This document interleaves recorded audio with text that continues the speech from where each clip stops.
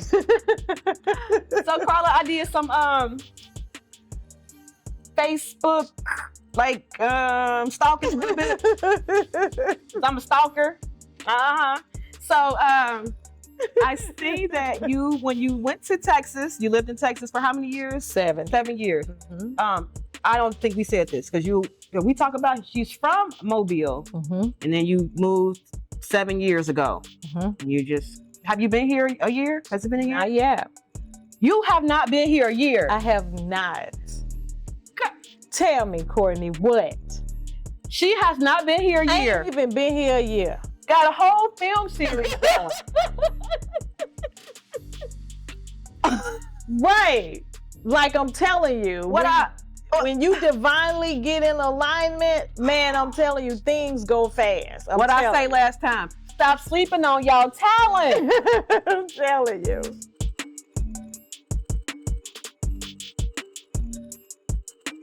Thank you all for being here. I am Courtney, your host, and this is Hidden Gems. This is a show that highlights the amazing, multi-talented individuals, creators, and entrepreneurs that you may not know about. But that all ends here today because we have with us Miss Carla Dulaney. Carla Dulaney is a visionary. She's a writer, an author, a screenwriter, a singer, and a songwriter. And there are more that we're going to be talking about. Thank you, Carla, for being here. Thank you so much for having me. It's an honor. Oh my gosh, yes. It is. It is. Yeah, and we have a lot to discuss. So we're going to jump right into it, okay? Okay. So have you always been a writer? I would say yes, I have always been a writer. As a little girl, I was creating these characters and giving them a story and giving them an outcome. And I just never would have imagined that in my adult life that I would be creating characters and giving them a story and giving them an outcome. So yes, I've always been a writer. Good, okay. All right then. So did you know that you wanted to make a book series, or did you just think, I'm going to start with a novel? What was your process really? What was your thoughts when you first got started? Well, let's see, 7 years ago, I moved to Texas. And, at this point, this is just me living my best life, right? So I decided, let me get back to writing. So I started The Wedding Before the Wedding because I was definitely on this journey back to myself, right?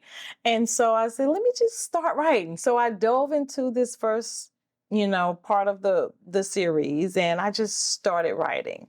And I felt at that point that I wanted this to go on and on. So that's where the series came in because, when you get acquainted with the characters, Iris, Dahlia, Lily, Jade, and Rose, you're definitely going to want to see where their life is taking them. So I felt at that point, let's just keep this open so we can see where they're going. So explain what is The Wedding Before the Wedding, because you just said back to self. Yeah. So what is the wedding before the wedding? What does that mean? The wedding before the wedding is the commitment that you make to yourself before you make it to anybody else. And so with these characters, of course, the experience, that I had with relationship breakdown and trauma in relationships, the wisdom and the experience that I got with that, I wanted to applicate to these women. So they each have a story where they're, broken relationships. So they're visiting back to themselves, they're discovering who they are. And so, it's that journey you take back to yourself, commit to you before you commit to anybody else. Right. I like that. Marrying yourself before you can marry another person. Yeah. I do like that. Did you do any research to prepare for the writing? Yep. Did a survey with those between the ages of 39 and 60, I guess I could say.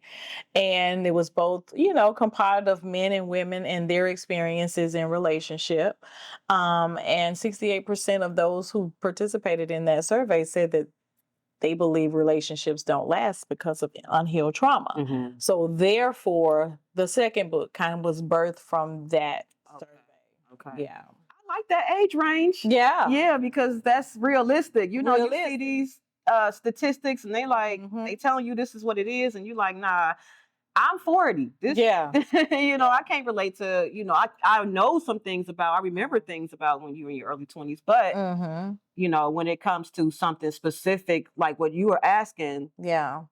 the age range made a lot of sense. Absolutely. Yeah. Absolutely. And also in your 30s is when you kind of like, man, let's go back a decade and figure out what happened along the way. Yeah. Exactly. So, That's when you really come to yourself, 30, 40, and yeah. You've had some time to really think about and reflect and grow up and mature in some things. And with that age group, these were single individuals. So 68% is a pretty big amount of people, know. And there I learned that our age range was dealing with single life and reflecting and what to do differently in the next relationship. Right. But first, let me go take a look at myself.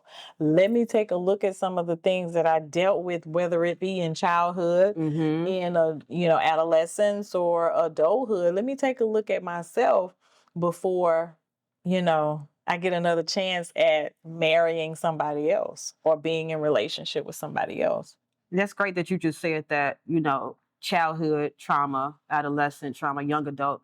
We always think, the trauma is at adulthood. The trauma is only from the previous relationship you were in. But no, actually, a lot of us probably need to be starting to heal from childhood traumas because, Absolutely. that's your foundation, Yep. That's when you created your thoughts, your perceptions, all of that. So that's where you saw so much. Your mother was an adult, remember? Your dad was an adult.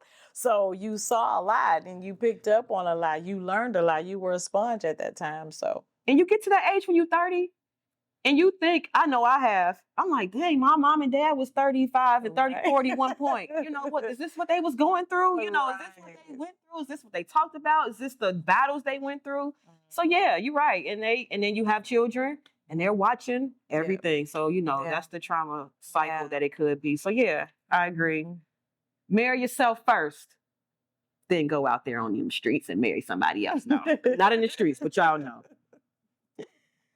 So with the writing process, you said you did the research, but that was more for the second book. Right. With the first book, did you just free write? Pretty much. It was just something that was in me. It first became a thought like, okay, I think I need to start a book. I think, let me get back into writing. I started a blog first and then it rolled over into this book series and it was just like, oh my gosh, it's something here. I got to get it out. So it was me birthing this first part of the book and it was just a pouring that happened. It just, I just wrote. And then after just writing, I found an editor to kind of go and look at, what I had written that was probably all over the place, but it was a story. What did your editor think? Oh, she loved it. She absolutely loved it. And I can say that was a divine connection as well, hence always divine, right? But yeah, she absolutely loved it. She was on board with the storyline. And, once she got my baby back to me, it was like, wow, we did this, we did this. So yeah, it was a great experience, that first book. But did you ever have a break in during writing? Did you ever say, hey, man, maybe I need to retry it. Let's go back. Did what? No, I wouldn't. No, I didn't have a break. Like the second book, I did the research because I wanted to see whether it was just me and if I was just speaking from, one place and a one person's perception, So yeah, that research came for that second book and it was, yet again, another pouring. Okay. So in The Wedding Before the Wedding, the first series is about Iris. Second series is about Dahlia. Right. Who are we focusing on the third series? Are you able to talk about that? Well, I am. The main focus is gonna be Rose. Okay. But you still got Iris growing up. You still got Iris maturing. You still got Iris taking a look at everybody else's life and, just making observations. She's making observations. Yeah. Because she's taking it all in She's for taking it herself, all I guess. Yeah. She's taking Okay. it all in. Dahlia has stepped into this marriage, so you're going to get to see how her and Harrison are doing. Okay. So we're going to talk about something major. You are turning the book series into a film series. That's major. That's major. That's major. It is. It's a big deal. Let's take a moment. Yeah. Wow. Yeah, that's a major thing. So Mhm. I don't even know, how did you say to yourself, what made you even think about, turning this book series into a film series? You're bringing your characters to reality for Right. everyone to see. Yes. I felt like first it was a creative venture to take, right? But at the same time, there are some who like to read. There are some who rather listen to a book. But there are also, I think the majority want to see a visual. So when I saw the faces of those who came out to the casting call, it was like, oh yes, this is it. We're on the right track. I wanted to really give Iris a face and a voice. I wanted to give Dahlia a face and a voice. And I wanted there to be action and movement and, dialogue, so even more relatable. Right. Mm-hmm. And everyone, filming has began for The Wedding Before the Wedding. And if you would like to just see just a few of the scenes that have been done, you can go to the YouTube channel for The Wedding Before the Wedding. Yes. That's the name of the YouTube channel, The Wedding Before the Wedding. Yes. The first letter of each word is capitalized. Correct. Yeah, and go check it out and see Yeah. what Carla has been working on. Watch her vision come to life. Mm-hmm. Can you just, how did you feel inside doing your heart? How did your heart feel while you were at the casting calls? You seeing people coming in to be a part of this? Yeah. How did it feel? It felt amazing. It felt divine because showing up is like they've been handpicked. Each character had literally been handpicked to play these characters because they read the script and they embodied, and not only did they embody, but they empathized, so they got out of themselves and they got into this character and what this character was facing and going through. So it was just an amazing experience to see literally each character come to life. Even at the casting call, it was just that awesome, And it's funny because when you read The Wedding Before the Wedding, and then you go to the YouTube channel and you see the scenes, you're going to know who is who because we are perfectly tailored to our characters. Yeah. Yeah. Jade she's spot on to me. I mean, spot on. She is really spot on. Yeah. She's spot on. Rose is spot on. Lily, Dahlia. I'm Iris. Yeah. She is spot on. Okay. Talented, amazing. I just love it. Thank you so much. But this is about you. But yeah, so please make sure you go out there, you read the book or you listen to it on Audible. And like I said, go to the YouTube channel and actually see there's behind the scenes footage. Yeah. There's is there an actual what is it called? A trailer. The trailer is on the website. The trailer is also on the YouTube channel. So yeah, go check it out. Yeah. And then so y'all can be in on our little side jokes we keep making because we keep making side jokes that y'all not catching because y'all haven't read the book. Go read the book. Yeah. Go listen to the book. It's on Audible. Yeah. She making it easy for you. She making it easy. She done read the whole book on Audible. Yeah. Y'all. So are there any other projects that you've been working on? Now, wait, let's just start. Let's go right here real quick. She keeps talking about the word divine. Yeah. Carla is a singer and a songwriter. Yeah. She has a beautiful song called Divinity. Can you, what inspired the song? The book inspired the song. Because again, it's a journey you take back to yourself and you connect with the divine you, you know. And so I felt like when I wrote the song, I didn't think it was gonna be the theme song for the book. I just felt again another birthing process happening. And the song just flowed and it was everything that it needed to be. Hence, from me, it was like me birthing, another me, Mhm. you know.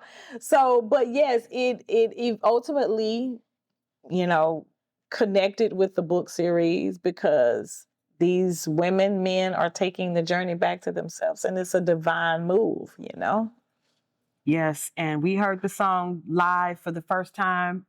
Well, the song is in the trailer, and we all knew the song because we probably all watched the trailer 100,000 times. I watched it. I know I watched it 50, 11 times. I know I did. So I knew the song melody because it's in the trailer. So when we had the premiere, we had that at Push Cinema. So it was, you can go ahead and explain it because I'll keep talking. Oh, what? The premiere. Let's talk about that. I decided, I wanted to perform the song because I had never gotten the experience of performing the song. So I felt like it was something that, another part of the process, that had to be completed. So, yeah. While you were singing, that was our first time hearing the song, the whole song. You got to a certain point, and me and Steele was sitting next to each other. And at the same time, we was like, that's the song from the trailer, that's the song. 'Cause like I told you, we done watched it 50, 11 times. Yeah. So how was the premiere, the short film premiere that was held at Push Cinema? How was that? I thought that was also, I'm gonna stop using the word amazing, but I mean, it was phenomenal. It was amazing. It was excellent. It was divine, like for real, because here it is. You've got an audience of people that have come out to share in this experience of the wedding before the wedding. And they got to ask each character questions.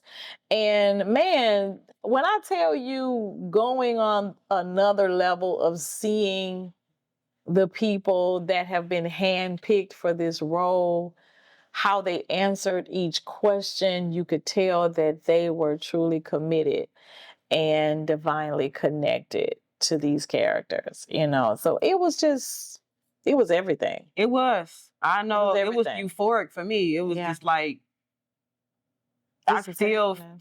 can vividly remember every little detail about everything that happened at the premiere. Yeah. And just first of all, seeing ourselves on the big screen. Yeah. For some of us, it was the first time ever seeing anything like that. So that was a big deal to me. I was just like, that's me. Wow. And then, your family, your friends, they come and they support, and everybody looked great. We had the 30s, 40s, and 50s vintage, Hollywood vintage look going on. And like you said, the Q&A was great. We sat in front of the audience, and the audience asked us questions about our characters. How do we relate to the characters? But most of those answers were, I don't relate. So that's how that these are hand-picked actors and actresses, because they don't relate to the character, but they were able to embody and empathize with who each character is, So that was just okay? And when she say we don't really want to connect with their character, because I know you was like, I want you to play Iris, and I was like,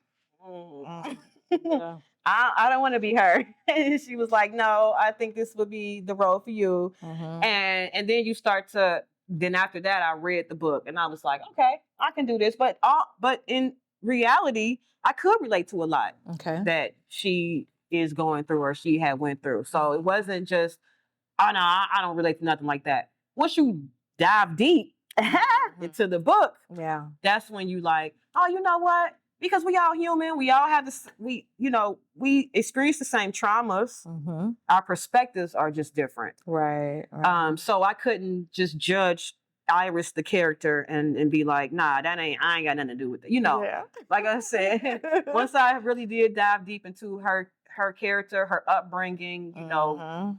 that's when I was like, oh, okay, I see me in this. And it Mhm. was like hurtful a little bit, Mm. but it was also a release, like, Wow. just, okay, Wow.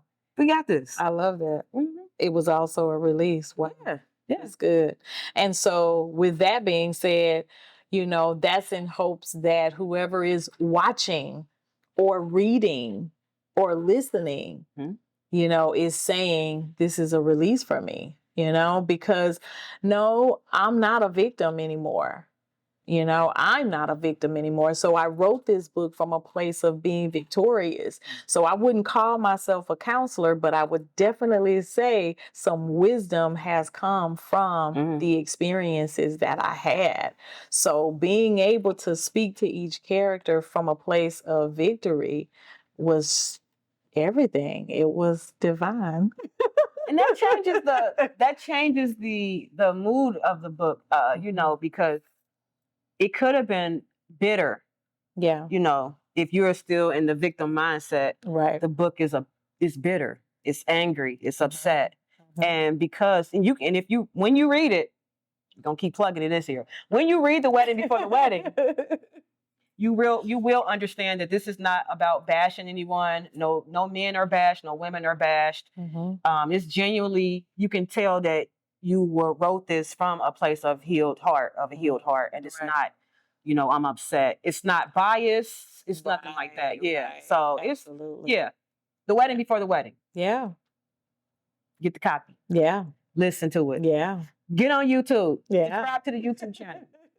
Yes, because there's so much more coming. Like, there's a series on the way, and these beautiful and amazing men and women who have stepped up and been handpicked to play these roles, they're super talented, they're anointed, and they have been chosen for these roles. So we definitely want to keep this going. We want to definitely bring you something to see, relate to, heal from, and be released from as well. I mean, isn't it something to put a face with a name and a name to a face? I'm telling you. And people like that. They like when the book, it starts off as a book and it becomes a film. Look at all it's a lot of transitional authors out there that started as an author and are now, filmmakers. And that's just, people like that. Because, I've read books and I'm like, man, I wonder who would play this person. Mhm. You think like that. Who could play this role right here in the big screen? So, I think that's a good thing to do. Yeah. Is that Dahlia? Hey, it's Fabulous Friday. Like, how did this even happen? Huh? Like, you already know we already struggling as it is. Well, I told you that there's shelter to pregnant girls. This is the last thing I need today. Oh my goodness. I am so sorry about this. Iris. Jason, Mr. Griggs. Dahlia, you wouldn't know a good loving man if you saw him. Rose, you don't know me. Oh, love, but I do. We're going to talk about some topics here. We want to start off with your mom. Okay? We want to go all the way back to your mom. Well, you know that she was very judgmental and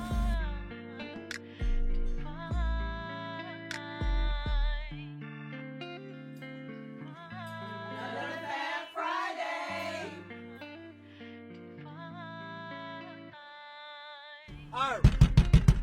Hey, Iris. Why are you acting like this right now, man?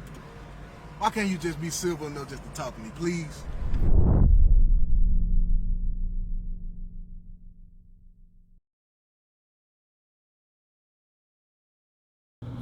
So, Carla, what do you want everyone to get out of this book series?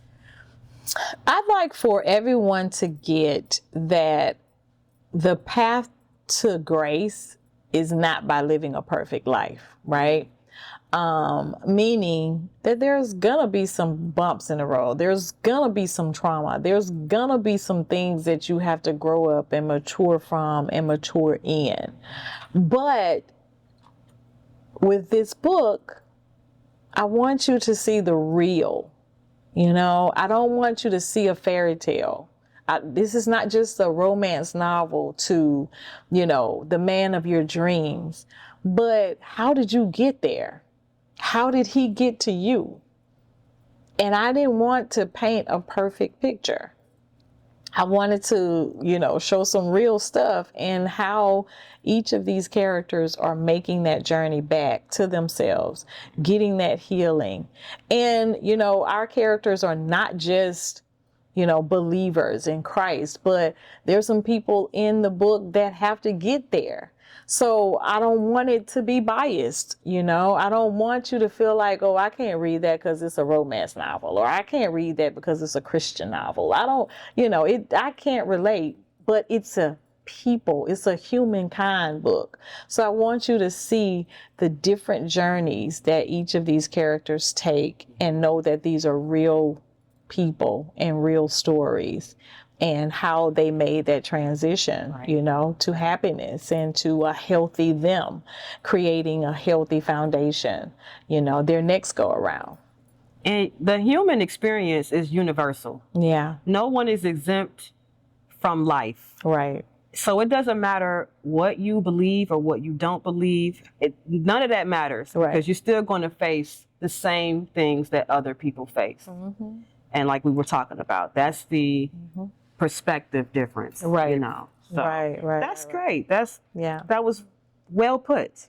Okay, great. Yeah, I'm glad. Thank you. So Carla, I did some Facebook stalking a little bit. I'm a stalker. So I see that when you went to Texas, you lived in Texas for how many years? 7 years. Mm-hmm.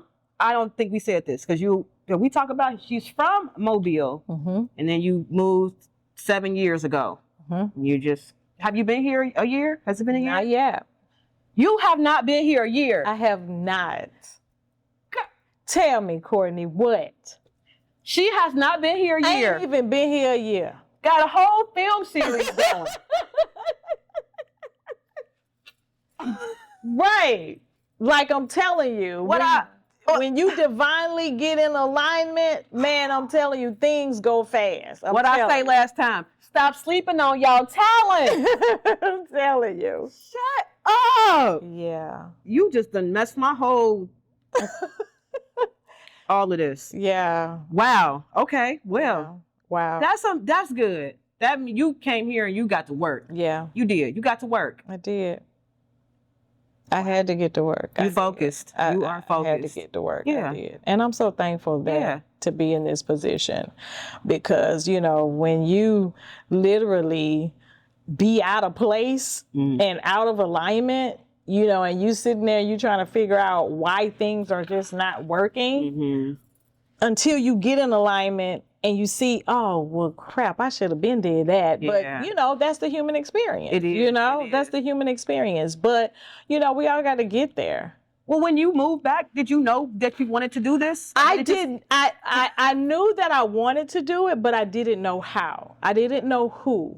I didn't know where to start, honestly. Like when I got here, I literally had to take a rest and a breather because I knew that I had to come back.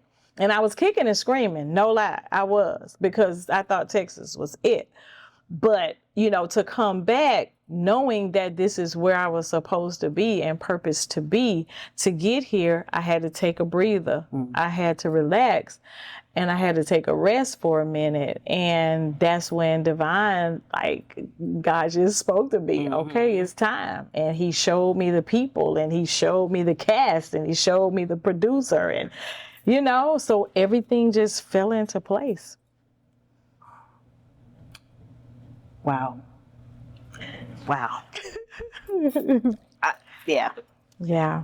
You left me kind of speechless. Did you? And that's the flow. You just went with the flow. Yeah. That's what you did. Like you said, you were kicking and screaming. You didn't want to come back, but you did it anyway. Yeah. Because it was a purpose, it was divine. And that's just, we fight so hard against, our talents, our destiny, whatever we're supposed to be doing. We fight so hard against it. And then when you just like let it go, like, you know what? Yeah. Like we say, let go, let God. If you don't say that, you just say, I'm going with the flow, whatever you're doing. But you just be like, okay, I'm done. I'm not even about to fight this no more. And then everything just start to come to you. When you fighting against it, you pushing everything away. So that's really, that's deep. And I appreciate this show, Hidden Gem, because it's almost like when I was in Texas, I was hidden, but my roots and who I am is here.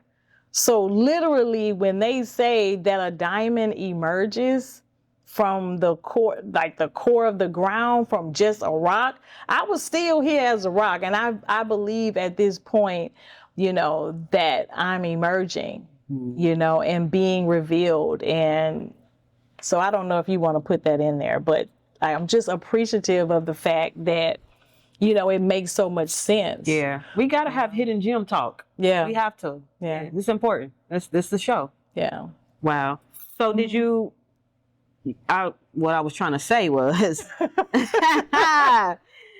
I did my stalking, and I saw that you had a nonprofit that you started in Texas. Now, would you like to just talk about it a little bit? I'm also wondering, are you thinking about, I know you have a lot that you're doing right now, but a little bit later on, you think about bringing it here? Absolutely. It's it was actually established here in Mobile. Oh, okay. I did quite a few works, and we sponsored quite a few things here in 2009, from the year 2009 all the way up to about 2015. Use Me Incorporated was doing so much for the community. And when I went to Texas, I just didn't stop. I didn't put her down and say, okay, we're not going to do charitable things just because we're here in Texas. So, she went with me and she did, her thing in Texas as well. So, but to come back here, absolutely, I feel like Use Me, is a very vital organization, because it's always been geared towards helping people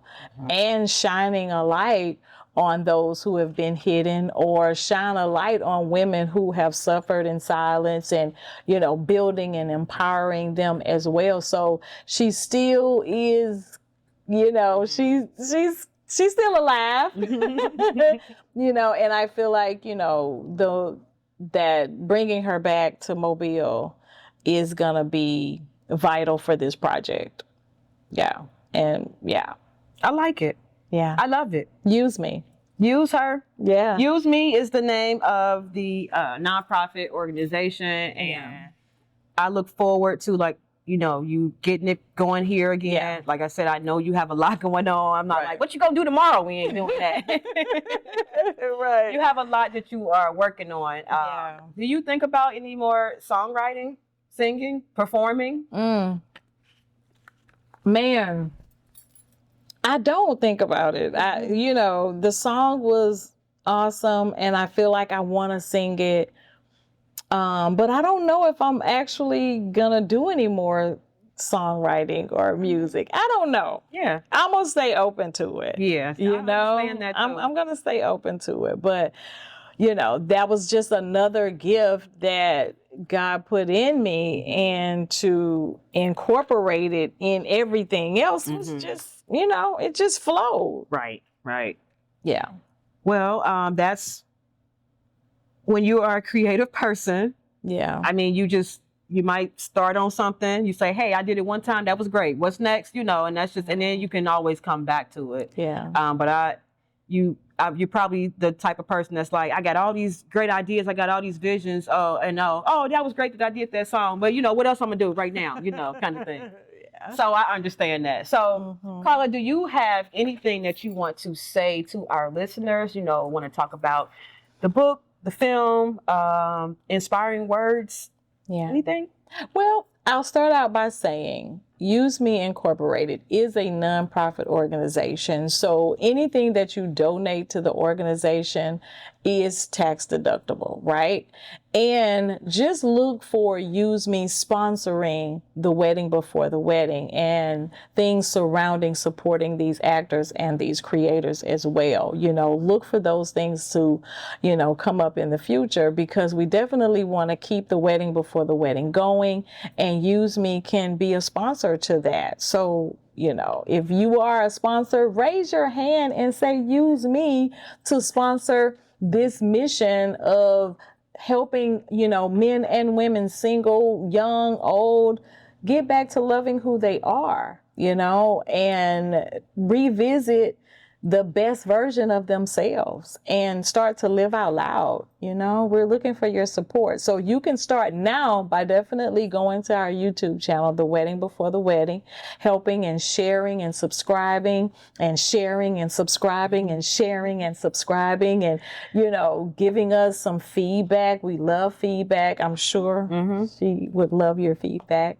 So yeah, we look forward to your support. Investors, donors, sponsors, we're looking for your support.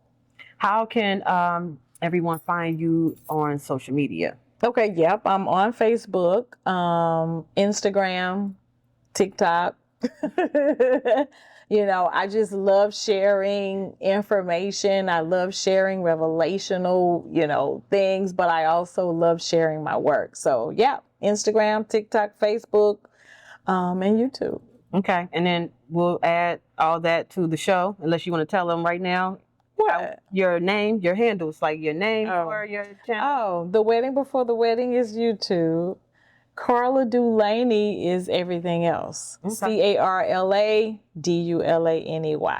And you're gonna love her her content. It's very vibrant and fun. It is. So we're gonna conclude our discussion. This didn't feel like an interview. This was like we was just talking. We was just talking. We always be talking. Like you so cool. Like, hey, girl, you are so cool. I just love it. Thank you so much for this. So we are going to end our show today. I am Courtney. This is Room 6 Cinema production. This show is Hidden Gems. We have Carla Dulaney with us, and we will talk to you another time. And cut.